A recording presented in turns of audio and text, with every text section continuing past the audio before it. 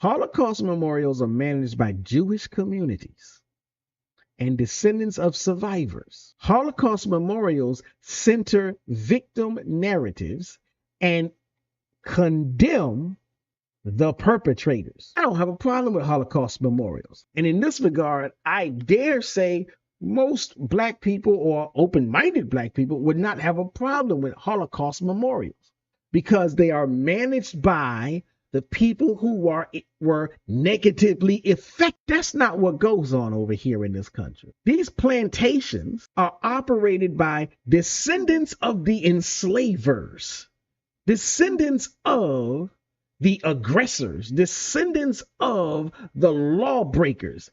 What do?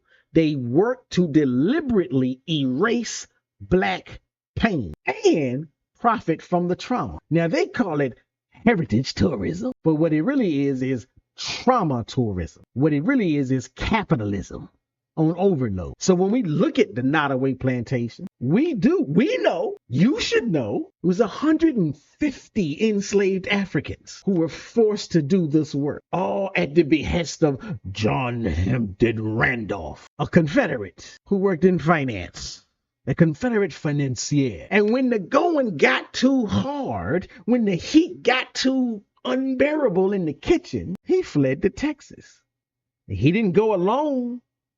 He made sure he took all of his enslaved Africans with him. Why? Because he didn't want them to be emancipated. So the same way he evaded, the same way he ducked and dodged, the same way he exploited the enslaved Africans, our ancestors, his descendants, his cousins, his relatives, today are evading the responsibility of owning up to this human tragedy. Today, quite literally, the owner of the Nottoway Plantation, attorney Dan Dias, he calls the Nottoway Plantation the cornerstone of tourism. And while we celebrate the destruction of this facility, let it be known, let it be clear, he ain't finished. This man has vowed to rebuild. That's how committed he is to making sure he can continue earning a buck off of the trauma tourism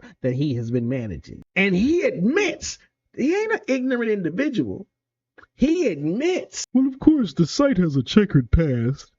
A checkered past. Imagine somebody saying something about the ovens in Germany being a beautiful work of architecture with a checkered past. This man dismisses the calls for reparation. This man dismisses the calls for descendant ownership. Shabazz, break it down with the proper perspective.